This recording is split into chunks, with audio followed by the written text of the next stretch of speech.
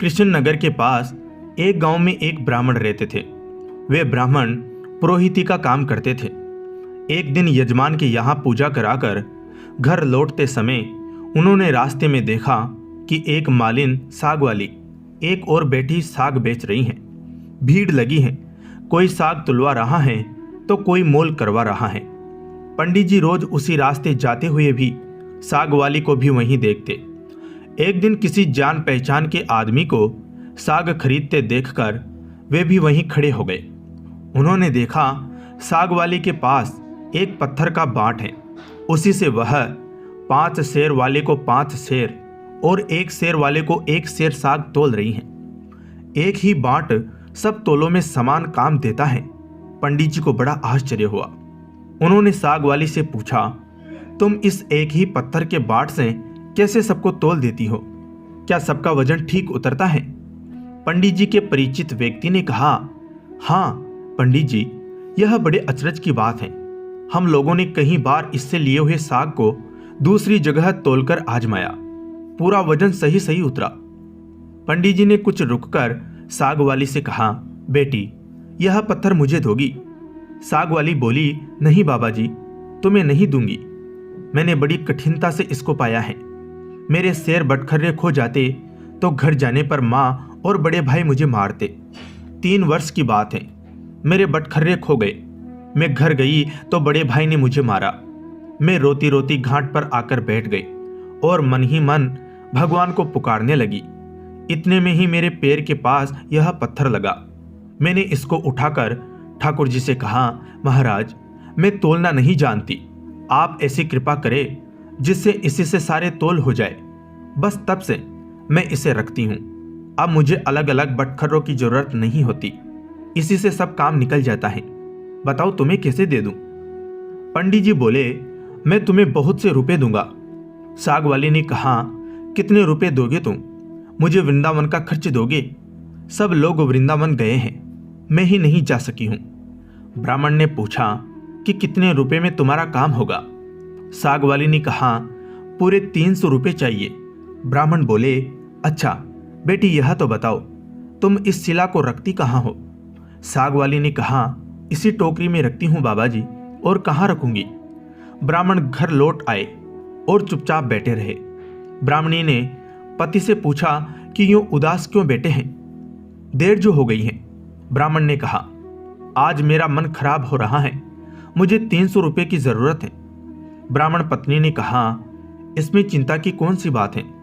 आपने ही तो मेरे गहने बनवाए थे, विशेष जरूरत हो तो लीजिए, इन्हें ले जाइए, होना होगा तो फिर हो जाएगा। इतना कहकर ब्राह्मणी ने गहने उतार दिए। ब्राह्मण ने गहने बेचकर रुपए इकट्ठे किए और दूसरे दिन सवेरे साग वाली के पास जाकर उसे रुपये गिन दिए और बदले में उस शिला को ले लिया। गंगा जी पर जाकर उसको अच्छी तरह धोया और फिर नहा धोकर वे घर लौट आए। इधर पीछे से एक छोटा सा सुकुमार बालक जाकर ब्राह्मणी से कह गया कि पंडिताइन, तुम्हारे घर ठाकुर जी आ रहे हैं, घर को अच्छी तरह झाड़ बुहार कर ठीक करो। सरल हृदया ब्राह्मणी ने घर साफ करके उसमें पूजा की सामग्री सजा दी। ब्राह्मण ने आकर देखा तो उन्हें अचरज हुआ। ब्राह्मणी से पूछने पर उसने छोटे बालक के आकर कहे जाने की बात सुनाई। यह सुनकर पंडित जी को और भी आश्चर्य हुआ। पंडित जी ने शिला को सिंहासन पर पधराकर उसकी पूजा की, फिर उसे ऊपर आले में पधरा दिया। रात को सपने में भगवान ने कहा कि तू मुझे जल्दी लौटा आ, नहीं तो तेरा भला नहीं होगा, सर्वनाश हो जाएगा। ब्राह्मण ने कहा, जो कुछ भी हो, मैं आपको लौटाऊंगा नहीं। ब्राह्मण घर में जो कुछ भी पत्र पुष्प मिलता उसी से पूजा करने लगे। 2-4 दिनों बाद सपने में भगवान ने फिर कहा, मुझे फेंका, नहीं तो तेरा लड़का मर जाएगा। ब्राह्मण ने कहा कि मर जाने दो, तुम्हें नहीं फेंकूंगा। महीना पूरा बीतने भी नहीं पाया था कि ब्राह्मण का एकमात्र पुत्र मर गया। कुछ दिनों बाद फिर सपना आया, अब भी मुझे वापस दे आ, नहीं तो तेरी लड़की मर जाएगी। दृढ़ निश्चयी ब्राह्मण ने पहले वाला ही जवाब दिया। कुछ दिनों पश्चात लड़की मर गई। फिर कहा कि अब की बार स्त्री मर जाएगी। ब्राह्मण ने इसका भी वही उत्तर दिया। अब स्त्री भी मर गई। इतने पर भी ब्राह्मण अचल अटल रहा। लोगों ने समझा यह पागल हो गया है।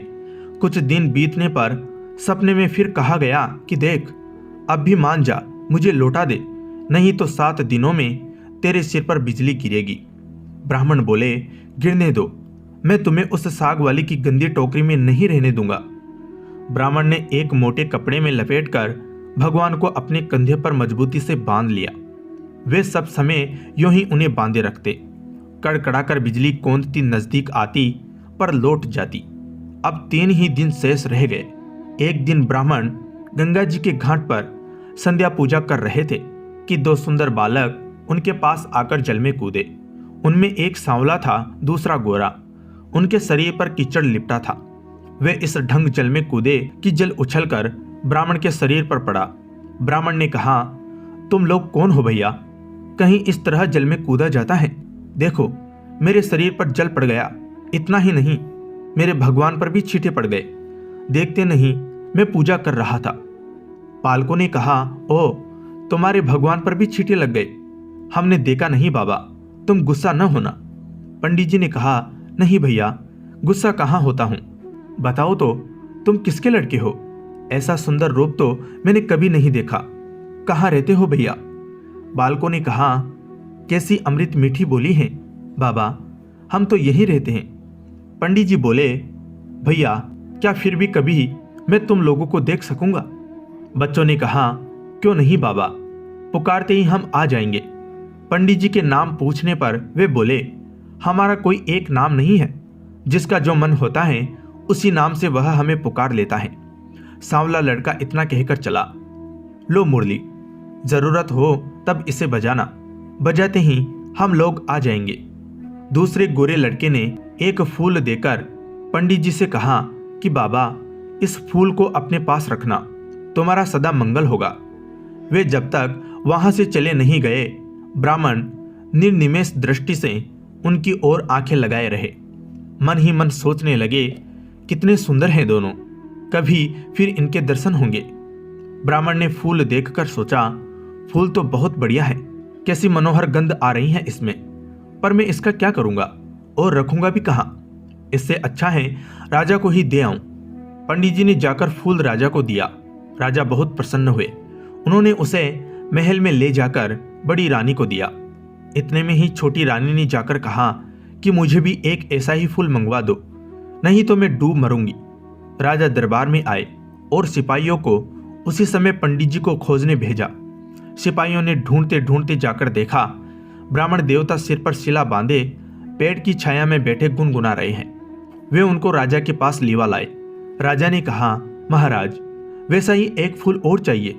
पंडित जी बोले, राजन, मेरे पास तो वह एक ही फूल था, पर देखिए, चेष्टा करता हूं।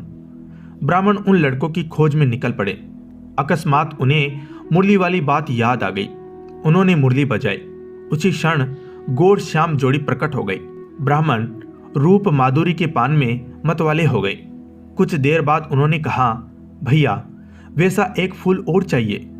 मैंने तुम्हारा दिया हुआ फूल राजा को दिया था। राजा ने वैसा ही एक फूल और मांगा है। गोरे बालक ने कहा, फूल तो हमारे पास नहीं है, परंतु हम तुम्हें एक ऐसी जगह ले जाएंगे जहां वैसे फूलों का बगीचा खिला है। तुम आंखें बंद करो। ब्राह्मण ने आंखें मूंद ली। बच्चे उनका हाथ पकड़कर न मालूम किस रास्ते से बात ही बात कहां ले गए। एक जगह पहुंचकर ब्राह्मण ने आंखें खोली। देखकर मुग्ध हो गए। बड़ा सुंदर स्थान है। चारों ओर सुंदर सुंदर वृक्ष, लता आदि पुष्पों की मधुर गंध से सुशोभित है।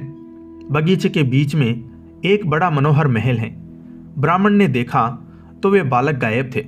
वे साहस करके आगे बढ़े।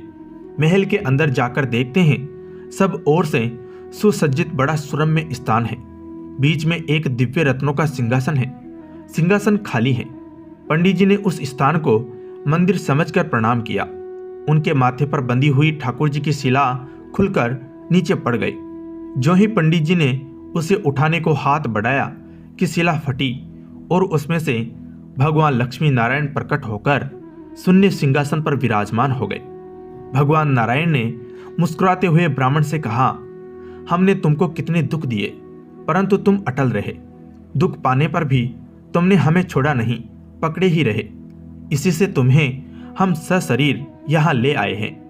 जो भक्त स्त्री पुत्र घर गुरुजन प्राण धन इहलोक और परलोक छोड़कर हमारी शरण में आ गए हैं, भला उन्हें हम कैसे छोड़ सकते हैं। इधर देखो, यह खड़ी है तुम्हारी सहधर्मिणी, तुम्हारी कन्या और तुम्हारा पुत्र। ये भी मुझे प्रणाम कर रहे हैं। तुम सबको मेरी प्राप्ति हो गई। तुम्हारी एक की दृढ़ता से सारा परिवार मुक्त हो गया। जय लक्ष्मी नारायण। धन्यवाद।